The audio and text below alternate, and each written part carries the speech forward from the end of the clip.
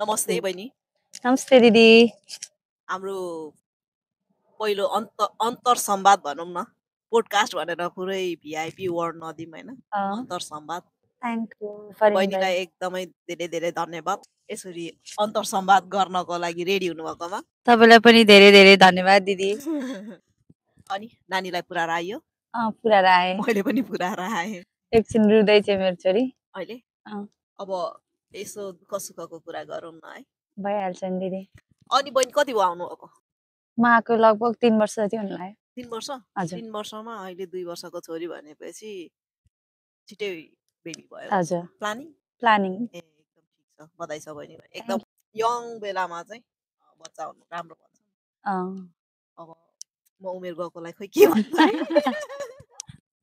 ठिक छ, आफ्नो चोइस हो। एक्सपिरियन्स बहिनीको आउने बित्तिकै अब बेबी हुनु होइन, अनि भाषामा भयो एभ्रिवेयर अब इङ्ग्लिस त चल्दैन नि त। म चाहिँ फेरि कस्तो थियो भने दिदी नेपालबाट आउँदाखेरि मलाई चाहिँ कोनिचिवा भनेर के पनि थाहा थिएन होइन। कोनिचिवा पनि थाहा थिएन, केही थाहा थिएन कि म यस्तो रसमा अब त्यो बे पनि थिएन नि त। अनि बे भयो, बे भएको 17-18 दिनमा बुढा यता आउनुभयो। 2 महिना जस्तोमा म यता जापान आइसकेको थिएँ होइन। अनि त्यसपछि के भयो भने त्यो 2 महिना पिरियड चाहिँ मेरो नेपालमा जब थियो। अनि त्यो जबले गर्दा म यस्तो त्यो छोड्ने भएर सबै त्यो फाइनलाइज गर्दा के सब गरेर अर्कोलाई त्यो ड्युटी ह्यान्डओभर गर्दै गर्दा चाहिँ मैले त्यो केही पढ्नै पाएन कि त्यो यतातिर केही फोकसै गरेको थिएन। अनि यहाँ आउँदा चाहिँ मलाई कोनिचिवा भनेर के पनि थाहा थिएन कि। मलाई त यहाँ आएपछि अब इङ्ग्लिस त अब चल्छ होला भन्ने भयो नि त। अब त्यो पनि कतै नआइरहेछ है, त्यतिखेर थिएन। अहिले त बरु अलि धेरै इङ्ग्लिस बोल्छ, त्यतिखेर थिएन क्या। अनि कोनिचिवा भनेर बल्ल त्यो बुढाले सिकाउँदा अलि बुढाले सिकाउनु भयो। अनि त्यसपछि जस्तो अलिअलि ट्राभल गर्न थालेँ नि। अनि ट्राभल गर्दै गर्दा चाहिँ अनि बुढाले यो भन्नुपर्छ है, यो भन्नुपर्छ, यस्तो ठाउँमा यो बोल्नुपर्छ भने अलिअलि आइसिसीहरू गर्न सिकाउनु भयो होइन। त्यसपछि खाइसा जोइन भएँ म। अनि त्यसपछि त्यहाँ चाहिँ मेरो साइन चाहिँ इङ्ग्लिस बोल्नुहुन्थ्यो क्या। अनि उसले चाहिँ मलाई यो भन है, यो भन्न है भनेर सब सिकाइरहने। अनि म चाहिँ सिक्न खोजिरहने गर्थेँ। अनि उसले चाहिँ मलाई एकदम राम्रोसँग सिकायो क्या, आइसिसीहरू गर्ने कसरीदेखि लिएर। अनि अब जस्तो योलाई के भन्छ, यसलाई के भन्छ, त्यहाँ काम गर्दै गर्दा रिलेटेड कुराहरू सिकाउने निहङ्गोमा। अनि त्यस्तो गर्न थाल्यो। दिदीहरूले नेपाली दिदीहरूले सिकाउनु भयो। त्यही भएर भाषा चाहिँ थोरै धेरै त्यहाँबाट चाहिँ बोल्न सिक्यो। अहिले पनि अब जस्तो पढ भन्दा चाहिँ गाह्रो हुन्छ, तर बोल भन्दा चाहिँ सजिलो हुन्छ क्या। अनि अब बेबी प्लान गर्दै गर्दा चाहिँ कस्तो भयो भने अब हाम्रो चाहिँ प्लानमा बेबी अब यस्तो प्लान गर्ने भन्ने भयो। अनि अब हस्पिटलहरू जाने कुरामा चाहिँ भाषा नहुँदा चाहिँ सँगै बुढा लान पनि एकदम गाह्रो भयो नि त। छुट्टी मिलाउन बुढालाई गाह्रो भयो। अनि त्यसपछि अब जाँदै गर्दा अब उनीहरूले के भन्छ अब ट्रान्सलेट गर्न बुढा सँगै हिँड्नु पर्यो नि त। त्यतिखेर चाहिँ गाह्रो भयो। त्यही पनि अब त्यो सेन्से चाहिँ इङ्ग्लिस बोल्नुहुन्थ्यो नि त। अनि सेन्सेले चाहिँ इङ्ग्लिस बोलेर राम्रोसँग बुझाइदिनु भयो। भाषालाई त्यति धेरै अप्ठ्यारो त भएन, किनभने सेन्सेले इङ्ग्लिस बोल्ने भएर। नत्र सेन्सेले पुरै निहङ्गो बोल्ने भएर चाहिँ धेरै गाह्रो हुन्थ्यो मलाई। नेपालमा सोचेको जापान र जापानमा आएर देखेको वास्तविक जापानमा के फरक पाउनुभयो तपाईँ? मैले अब जस्तो सोचेँ भने मलाई चाहिँ जापान चाहिँ एकदम त्यो फ्रेन्डली नेचर लाग्छ होइन। अनि त्यहाँको सबैभन्दा मलाई मनपर्ने चिज भनेको यहाँको नेचुरल रिसोर्सेस है, एकदमै राम्रो छ। अनि त्यसपछि अर्को कुरा भनेको चाहिँ एसएससी छन् है। मलाई चाहिँ एकदमै धेरै एकदमै धेरै एसएससी लाग्छ है। अब जस्तो मैले केही कुरा बुझिनँ भन्यो भने उनीहरूले भन्छ, अब त्यो भन्दा पनि बुझिनँ भने उनीहरूले सिम्बल गर्छ कि यो यो यस्तो है भन्नु। तर थोरै धेरै आफूमै डिपेन्ड हुन्छ उनीहरूले कसरी रियाक्ट गर्छ भन्ने कुरा। आफूले राम्रोसँग अब गल्ती गर्दाखेरि सुमिमासेन भनिहाल्ने, सरी भनिहाल्ने, अब यत्रो कुरामा आरिगातो भनिहाल्ने। त्यस्तोहरू गर्दा चाहिँ मलाई चाहिँ एकदम त्यो सानो भइन्न, तर उनीहरूले पनि त्यसलाई चाहिँ एकदम राम्रो मान्छ नि त। अनि उनीहरूले जाने भने यसो सिम्बलबाट पनि बुझाइदिने के। अनि त्यो चाहिँ म त्यो चाहिँ एक्सपेक्ट गरेको थिइनँ कि मैले नेपालबाट आउँदा चाहिँ मलाई लास्टै गाह्रो हुन्छ भन्ने भयो। त्यो चाहिँ मलाई एकदम राम्रो लाग्यो। सबभन्दा धेरै जस्तै हुन्छ नि आफू अप्ठ्यारो परेको ठाउँ कुन ठाउँमा अप्ठ्यारो पर्यो? अप्ठ्यारो चाहिँ कुन बेला पर्यो भने जब बेबी हुन्छ अनि आफू बिरामी परिन्छ नि। अनि त्यसपछि बुढाको काम, अनि आफूलाई हस्पिटल जानुपर्ने। अब बुढाले फेरि काम छोडेर हस्पिटल आउने, अनि बच्चै च्यापेर आफू हस्पिटल जानुपर्ने, बच्चा हेरिदिने कसरी ल ओने गाई गरौँ भन्दा त्यो हुन्छ नि। अब आफ्नो नजिक कोही नहुँदा अब अलिक टाढा हुन्छ नि। अब टाढा पुगुन्जेलसम्म आफू हस्पिटलमा योगाको गर्नुपर्ने। अब हस्पिटलको कुरा पनि एकदमै धेरै गाह्रो कि जापानमा चाहिँ। मलाई अलिकति खिम्चिवारै भयो भने चाहिँ जाने हस्पिटलै नहुने कि 15वटा हस्पिटल फोन गरेर बल्ल हस्पिटल पत्ता। यो चाहिँ थोरै गाह्रो छ है जापानमा। मलाई यो चाहिँ एकदमै टफ लाग्यो। र म आमा भएर म मेरो बच्चा बिरामी म बिरामी हुँदै गर्दा मेरो बच्चालाई कसले टेक केयर गर्छ होइन, ह्यान्डओभर कसलाई गरौँ भन्ने यो पर्सन्सहरू चाहिँ नहुँदा चाहिँ एकदमै गाह्रो हुन्छ। मैले पनि कति धेरै बहिनीहरूसँग कुरा गर्छु क्या, इफ आफू केही बिरामी भइहाल्यो भने कहिले कहिले बिरामी हुन्छ क्या बहिनीहरू, अनि ला मेरो बच्चालाई चाहिँ कसले हेरिदिन्छ भन्ने सबभन्दा सुरुमा त्यो माइन्डमा आउँदो रहेछ कि बहिनीलाई पनि सेम हुँदो रहेछ। मलाई एकदमै टफ भयो त्यो पनि। म एकदम नराम्रो 2 चोटि बिरामी परेँ। एकचोटि चाहिँ मेरो पेट सम्बन्धी परेँ, एकचोटि चाहिँ मेरो अस्ति यो यत्रो भयो क्या नाकमा, पिलभन्दा पनि ठुलो आएको थियो क्या। त्यतिखेर चाहिँ बच्चा दिने मान्छे भएन कि म यस्तोमा त्यो बच्चा सम्हाल्न सक्ने अवस्थामा नहुँदा पनि बच्चा केयर गरेर बोकेर हिँड्न पनि, बच्चाले खाने टाइम नमिल्ने यस्तो हुँदा चाहिँ थोरै धेरै गाह्रो चाहिँ हुँदो रहेछ क्या। एकदमै नराम्रो मोमेन्ट, एकदमै रुन मन लाग्ने मोमेन्ट चाहिँ यो रहेछ क्या। त्यही त है, बच्चा हुँदाखेरि अब प्रेग्नेन्ट टाइममा केयर नहुँदाखेरि चाहिँ अलिकति गाह्रो चाहिँ।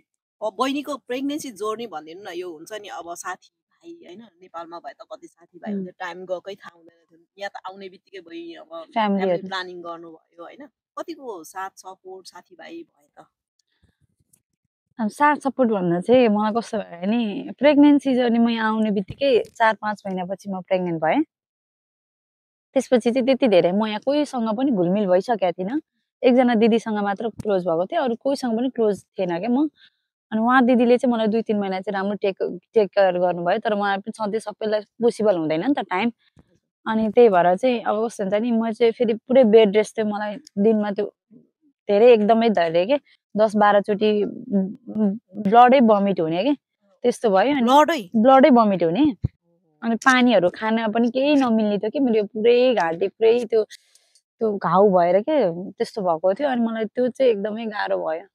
अनि फ्यामिली धेरै मिस भयो यो मेरो, अनि रोइरहने मात्र रुममा बसेर एकदमै गाह्रो भयो। त्यो भयो भने बुढालाई पनि गाह्रो हुँदो रहेछ। कस्तो भने म अब बुढा दिनभरि काम गरेर आउँदा बेलुका त बुढा घरमा आउनुहुन्छ नि त, घरमा आएपछि म पिल रुने, यस्तो गरेपछि बुढालाई पनि गाह्रो भयो। अब मेरो चाहिँ अब यो भन्न मिल्छ मिल्दैन, मेरो बुढाले चाहिँ मलाई त्यति धेरै ब्लड भमिट गरेको देखेर के अब चाहिँ तिमीले सक्दैन भने नपाऊ, गएर हस्पिटलमा भनौँ, कतिचोटि क्विट गर्ने मलाई चाहिँ थट आयो कि।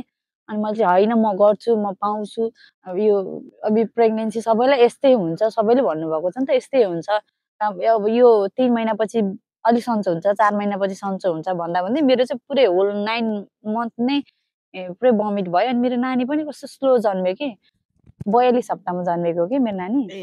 सुरु फर्स्ट बेबीहरू कति चाहिँ ढिलो पनि जन्मिँदो रहेछन् कि, मैले पनि कति अब लाइभहरूमा कुरा गर्दाखेरि चाहिँ फर्स्ट बेबीहरू ढिलो जन्मेकोहरू थुप्रै छ। मेरो आफ्नै बुहारीको पनि 2 हप्ता पछाडि सिएस गरेर जन्मेको। मलाई पनि त्यही यसो मलाई इन्जेक्सन लगाएको अनि बेबी पाउनको लागि, तर हुँदै भएन कि 14 घन्टा बेथा लगाएर 8 घर खुल्दा पनि बच्चाले प्रेसर नदिएपछि चाहिँ केही पनि नहुँदो रहेछ कि। हामीले चाहिँ आमाले काम मात्रै गरेर चाहिँ बच्चा जन्मिन्छ भन्दो रहेछ नि, हुँदो रहेछ कि त्यस्तो चाहिँ। बच्चाले प्रेसर गर्नै पर्दो रहेछ कि भित्रबाट आउनको लागि, त्यो नभइसकेपछि चाहिँ सिएस चाहिँ गर्नै पर्दो रहेछ है। त्यही त है, 8 घर खुल्दा पनि त्यस्तो पेन सहेर पनि सिएस गर्नु भनेको त 14 घन्टा फुल नै भयो। सेम केस भएको थियो मेरो बुहारीको चाहिँ 20 घन्टा लेबर पेन भएको थियो। अरू बहिनीको पनि थुप्रै सुनेर अनि सिएस भएको कस्तो दुःख हुन्छ भनेर भनिरहेको थिएँ। 14 घन्टा लेबर पेन गराएर अनि फेरि 7-8 घन्टा रेस्ट गराएर, अब डक्टरको टाइममा हुन्छ नि त, अनि त्यो रेस्ट गराएर त्यो रेस्ट गर्ने टाइमले दुखिरहेछ क्या, दुखिरहेको थियो। अनि त्यसपछि अपरेसन गर्नुपर्छ, अब चाहिँ के गर्ने भन्ने कुरा भयो। अनि डक्टरले अझै एकचोटि तै पनि इन्जेक्सन गर्ने कि भने मेरोबाट चाहिँ एकदम आत्तिनु भयो कि अब। अनि त्यही भएर चाहिँ अनि हुन्छ हामी अपरेसनै गर्छौँ भन्यो, अनि उसले अपरेसन गरिदियो। अनि हस्पिटलको एक्सपिरियन्स भन्नु न, हस्पिटलमा पाएको सुविधा, अनि त्यहाँदेखि अब यो हुन्छ नि हाम्रो सियाक्सहरूबाट पाएको सुविधाको बारेमा केही जानकारी, केही कसरी एक्सेसहरू पाउनुभयो, कस्तो लाग्यो? स्याक्सोबाट चाहिँ मैले पहिला सुरु प्रेग्नेन्सी त्यो अगाडि के अरे त्यो प्रेग्नेन्सी हुँदा चाहिँ 5 मन्थ पाएको थिएँ। त्यसपछि चाहिँ 5 मन्थ सायद 5 मन्थ पाएको थिएँ। अनि अब जस्तो उसमा चाहिँ के अरे 50 मन्थ पाएको थिएँ। टोटलमा 60 मन्थ पाएँ। अनि अरू कुरा चाहिँ के हो भने हस्पिटल मेरो चाहिँ क्लिनिकमा मैले डेलिभरी गराएको, हस्पिटलमा एक्सपेन्सिभ पर्न आयो होला हैन? मलाई एकदम धेरै एक्सपेन्सिभ चाहिँ पर्न आएको थियो। तर अनि त्यो कुरा गर्दा चाहिँ त्यो प्राइभेट रुम, अनि मेरो जस्तो बुढालाई भेट्न दिने टाइम चाहिँ पर डे 5 आवर, अनि फ्यामिली त्यो बुढा मात्र पाउँदैन थियो कि, फ्यामिलीको जोसुकै होस् कि जो भए पनि आउनु पाउँथ्यो। अनि मेरो मामु पनि आउनुभएको थियो नि त, अनि मेरो मामुलाई पनि 5 घन्टा हेर्न दिने, अनि त्यसपछि अनि मैले चाहिँ हस्पिटल फेरि 4 दिन मात्र बसेको है मेरो चाहिँ। त्यतिखेर नि मलाई चाहिँ त्यो मिडवाइफ भन्ने हुन्छ नि हस्पिटलमा, उहाँले चाहिँ एकदमै तँलाई एक्सपेन्सिभ थाकै भइसक्यो, त अझै यहाँबाट चाहिँ तेरो घाउ नर्मलै छ, तर अब जहाँ डिस्चार्ज लिँदा हुन्छ, मलाई एकदम एक्सपेन्सिभ गर्न गयो, जान्छु म भनेर तँ चाहिँ डिस्चार्ज हो भनेर उसैले रिफर गरेको क्या मलाई मिडवाइफले। र अरू हस्पिटलहरूमा चाहिँ जस्तै सिएस भयो भने चाहिँ हप्ता दिनसम्म 10 दिन 11-12 दिनसम्म राख्ने पनि हुँदो रहेछ, केस बाई केस हुँदो रहेछ। यो चाहिँ तिम्रो चाहिँ 4 दिनमै 4 दिनमा गाह्रो भएन तिमीलाई? 4 दिन म हिँडेर आएँ घर। हिँडेर आएको? कति टाढा थियो? होइन बिचमा त गाडी त्यो अब घरको डिस्टेन्स छ, तर हिँड्ने ओर्ने सबै भएरै आएँ क्या वहाँबाट। हिँड्ने ओर्ने भएर आएको थिएँ। अनि उनीहरूले भोलिपल्टबाटै हिँडाउन थाल्छ नि त।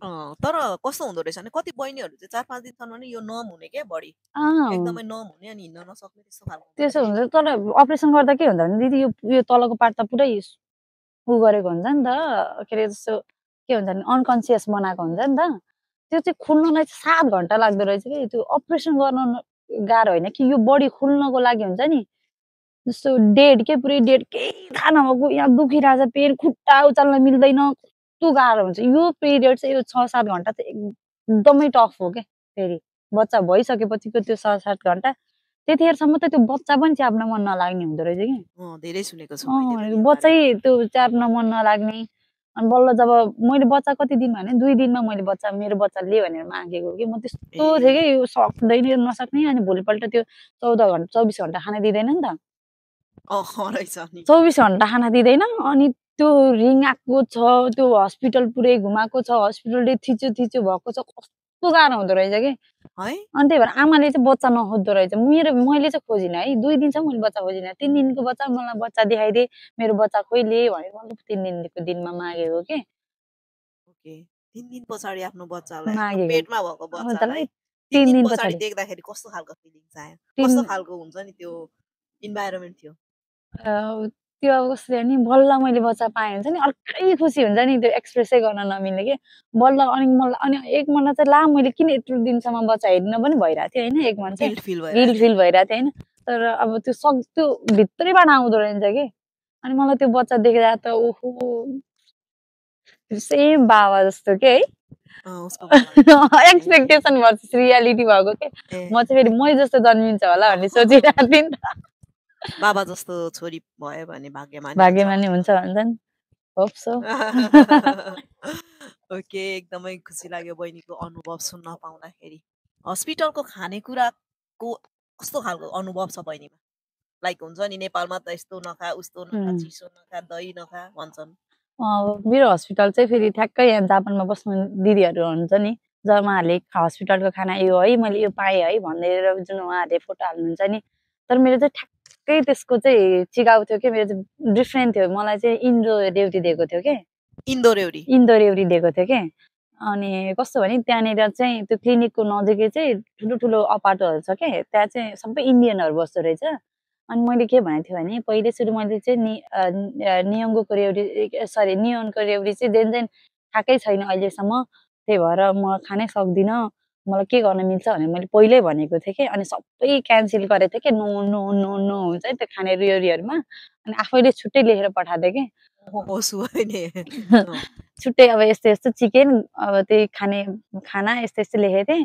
अनि उनीहरूले चाहिँ ठ्याक्कै इन्डो रेउडी ल्याएर दिएको मलाई त कसरी नि, अब भोलिपल्टै खारे के त्यो चिकन खारे ल्याएर दिन्छ है, म त सक भएँ नि त। अनि खाएँ त्यो रिङ्गटा लगाएको प्रेसरमा हुन्छ नि, अनि खाएँ। अनि फेरि अनि त्यसपछि पानीपुरी, बिहानै काँक्रो, अनि पान, अनि त्यसपछि क्युरी, अनि के क्यारट यसरी ल्याएर दिन्छ। पानीपुरी दिएको के मलाई त, पानीपुरी भने त मार्छ नि त, लखेट्छ नि त। म त त्यो खाजा ल्याइदिन्छ अनि के ल्याइदिन्छ भने यस्तो हेर्छु त पानीपुरी म त भएको कि पानीपुरी आयो भनेर थियो। अनि मैले अनि यस्तो पनि दिँदो रहेछ भनेर सोचेँ। अनि यस्तो सोचेँ। अनि यतापट्टिको पल्लोपट्टि रुममा इन्डियनहरू धेरै थियो नि त, अनि इन्डो भएर यस्तो दिँदो रहेछ। फेरि जापानिजको छुट्टै आउँथ्यो कि, त्यहाँ देखिन्थ्यो नि त, मेरो चाहिँ छुट्टै आयो। त्यही भएर मलाई चाहिँ गर्दा पनि त्यही हस्पिटल त्यही क्लिनिकमा गर्न त मन छ, तर बट सायद त्यो क्लिनिक चाहिँ अहिले चाहिँ क्लोज भइसक्यो भन्ने जस्तो सुनेको छु। अब के छ, इफ नट क्लोज भएको रहन्छ भने चाहिँ म चाहिँ त्यही जान्छु। त्यति साह्रो मन पर्यो मलाई।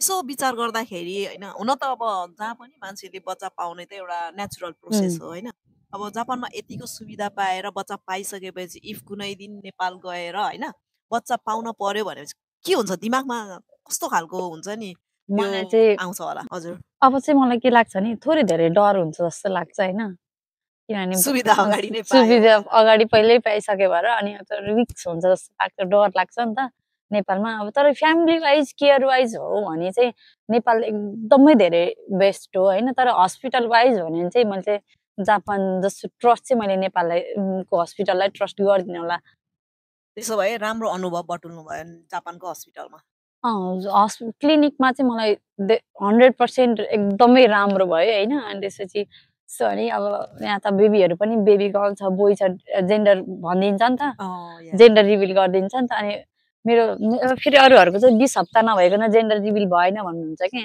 यहाँ पनि भन्नुहुन्छ किनभने त्यो छोरी र छोरामा चाहिँ अलिकति फरक पर्छ छोराको चाहिँ भनिदिँदो रहेछ छोरीको चाहिँ अलिकति गाह्रो हुँदो रहेछ क्या अनि कतिको चाहिँ डिफ्रेन्ट पनि परेर आउँदो रहेछ क्या धेरै कुरा देखेको मेरो चाहिँ मेरो केसमा चाहिँ के भने मैले कहिले पनि मेरो छोरा छ छोरी छ कहिले सोधिनँ क्या डक्टर मेरो 8 हप्ता भएको छैन त्यो सेन्स हुन्छ नि उन्ना उतको मादा ओका नाइने भन्ने के पहिले आफैले के उसले कस्तो एक्साइटेड होला कि त्यो डक्टर है उसले चाहिँ मादा उन्ना उतको ओका नै हामी सोधेकै थिएन कि 12 हप्तामा उन्ना मिताई भन्दै थियो होइन अनि त्यसपछि अनि त्यो कन्फर्मेसन चाहिँ 20 विक्स पुगेपछि चाहिँ उन्ना नै हो तेरो भनेर चाहिँ भन्यो तर मलाई चाहिँ 12 हप्तामै तेरो उन्ना भयो भने छ भन्दै थियो ए 12 हप्तामै 12 हप्तामै मेरो चाहिँ 16 हप्तामा भनेको 16 हप्ता मेरो चाहिँ 12 हप्तामा ए अनि मम्मीलाई ल्याउनु भएको थियो मम्मी ल्याए मम्मी आउनु भएको थियो हजुर मम्मी ल्याए मैले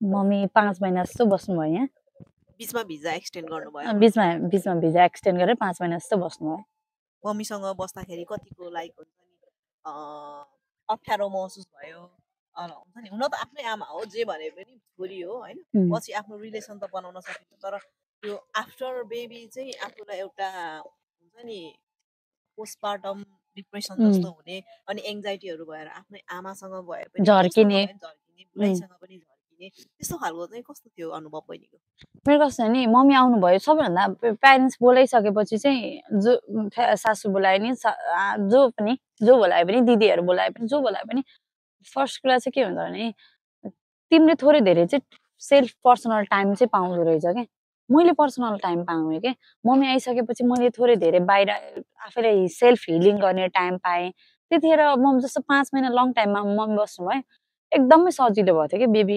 हुर्काउनलाई होइन एकदमै सजिलो थोरै धेरै अब मम्मीहरूले हुर्काउने पाला र हाम्रो पालामा चाहिँ थोरै धेरै डिफ्रेन्स छ नि त किनभने मम्मीले त तेल थोपर्ने भन्नुहुन्छ म हुन्न यो टाउकोमा तेल हान्न हुन्न भन्छु होइन यस्तो कुराहरूमा चाहिँ एकदमै धेरै अब हुन्छ नि कन्फ्लिक्ट चाहिँ आयो किनभने मम्मीलाई अब गर्नै पर्छ होइन हामीले गरेकै हो भन्ने टाइपको म होइन हुँदैन यो चाहिँ दामी है भन्ने टाइपको के यस्तो कुरामा अनि अब जस्तै डाइपर लगाउने कुरामा मम्मीले हुन न डाइपर नलगाइदिउँ एकछिन यत्तिकै छोडिदिउँ भन्ने अब मैले होइन डाइपर लगाइदिनु भन्ने टाइपको हुन्छ नि यस्तो कुराहरूमा भयो अनि त्यसपछि तर मेरो मम्मी चाहिँ अलिकति थोरै धेरै चाहिँ के हुनुहुन्छ नि म चाहिँ स्वास्थ्य स्वयंसेविका हो नि त त्यो भएर चाहिँ सजिलो भयो क्या अनि यो चाहिँ त्यति धेरै कन्फ्लिक्ट त भएन मम्मी यो कुरा दामी हो है भनेपछि अनि जस्तै नेपालको डक्टरहरूको भिडियोज देखाइदिने यो कुरा हुँदैन है भनेर उहाँहरूले भनेको छ नि त अनि त्योहरू देखाइदिएपछि ए नहुँदो रहेछ भनेर तर मैले अरू धेरैहरूको चाहिँ धेरैको सुनेको छु क्या यस्तो गरिदिनुहुन्छ यस्तो गरिदिनु भयो भनेर कि तर मेरो मम्मीले चाहिँ थोरै त्यो ब्याकग्राउन्ड भएर होला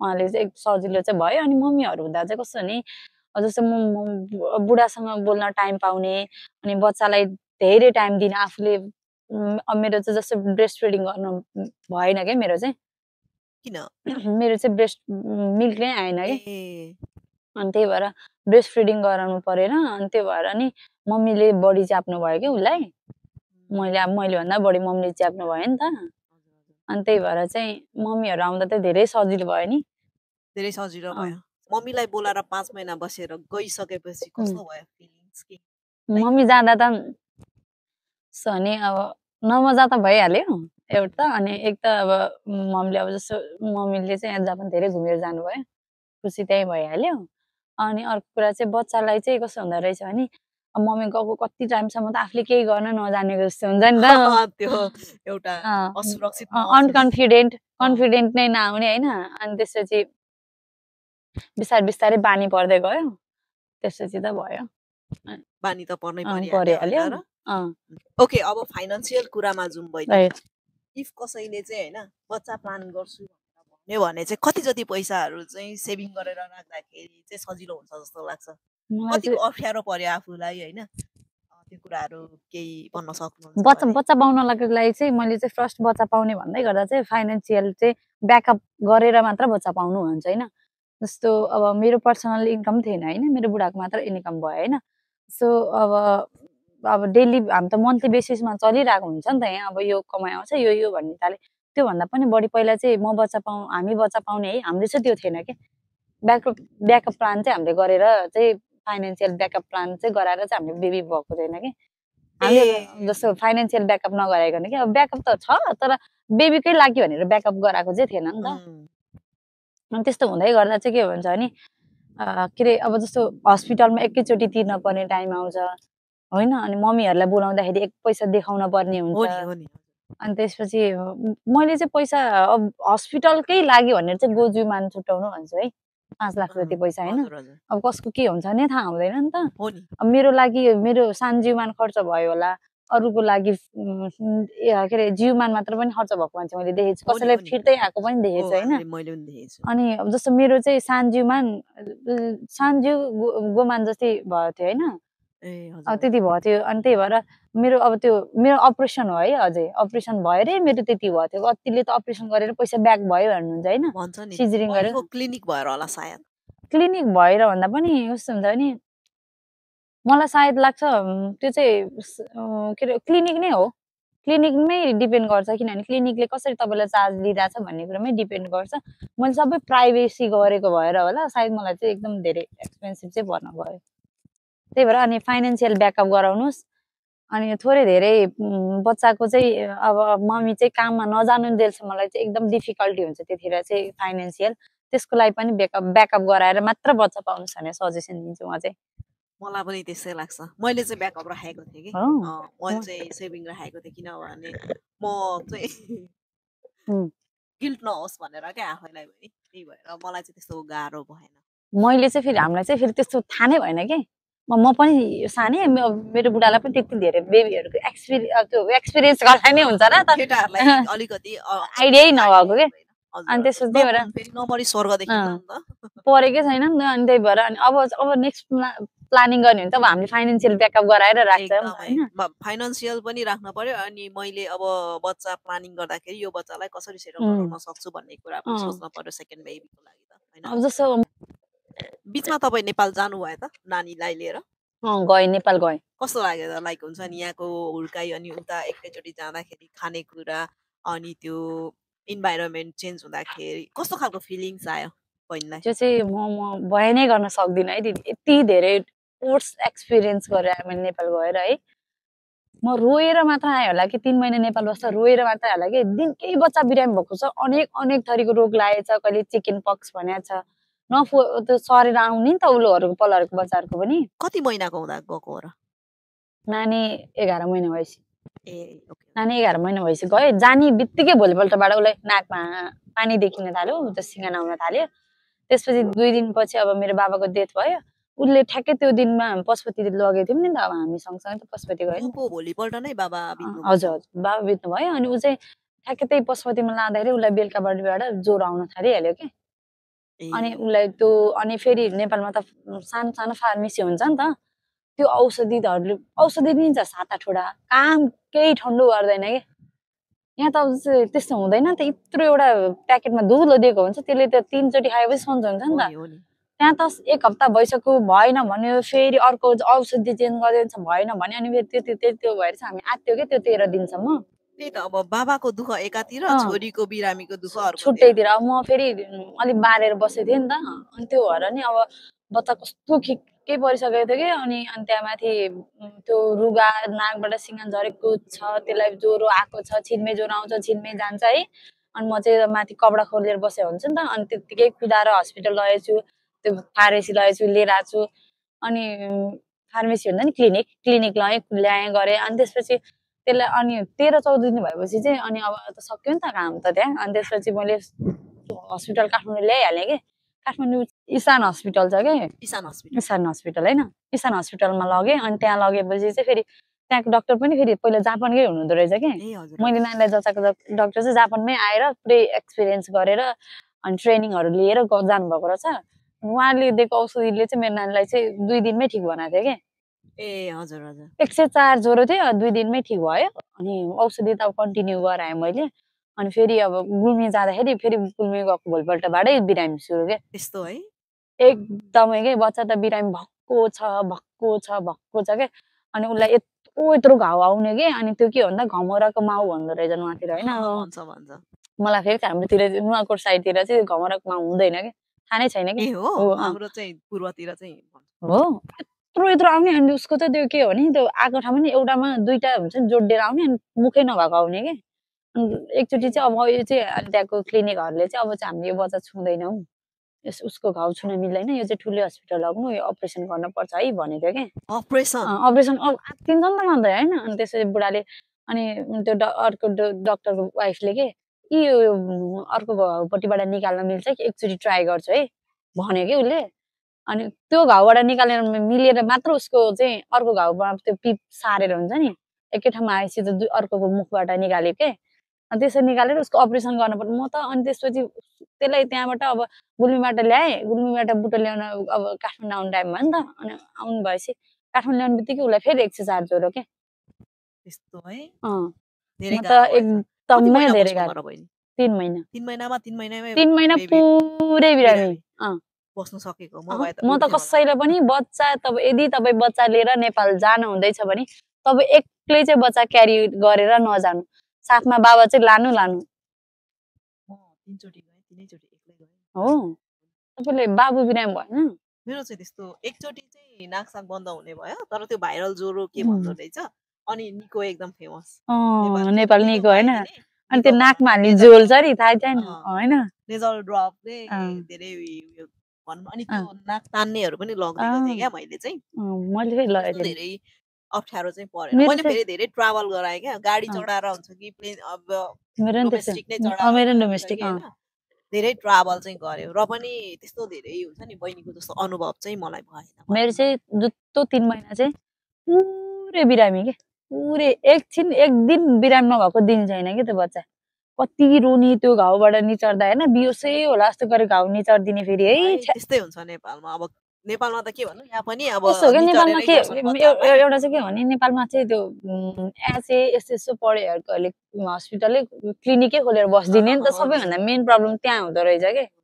अनि उहाँहरूलाई सबै कुराको हेल्थ थाहा हुँदैन अन्त पनि सबै कुराको औषधिहरू राखेर बसेको हुन्छ नि त अनि उहाँहरू नै डक्टर हो त्यसले हो क्या समस्या अनि हामीले ट्रस्ट गरेर गइन्छ नि त अनि पछि मैले त ला एचए पढेको है भनेपछि थाहा पाएपछि पो बच्चा लान छोडेको त हो नत्र त एकदमै डर पहिले त ट्रस्ट हो नि त डक्टरै होला भनेर ट्रस्ट गरियो नि त अब एचए पढेको हो भनेपछि थोरै धेरै फरक हुन्छ नि त किनभने बच्चा हो बच्चाको लागि फेरि खास बच्चाकै डक्टर ठिक हुन्छ कि यस्तो नर्मल क्लिनिकहरूमा भन्दा बच्चा चाहिँ बच्चाकै हस्पिटल लानुपर्छ जस्तो मलाई लाग्छ नेपालमा त त्यस्तो हुँदैन नि त अब गाउँमा बच्चाको हस्पिटल हुँदैन अनि त्यही अब एचएहरूले खोलेकोमा लाँदा त्यो चाहिँ सबभन्दा डिफिकल्ट पार्ट है अनुभव शेयर सो एक्लै नेपाल नजानुस् बच्चा बोकेर जानुस् बाबालाई लिएर जानुस् सही हो ओके अनुभव शेयर गर्नुभएकोमा चाहिँ बहिनीलाई धेरै धेरै धन्यवाद हैन मेरो अनुभव शेयर गर्ने मौका दिएकोमा दिदीलाई धेरै धेरै धन्यवाद बहिनी बोल्नु एकदम फास्ट छ दियोस्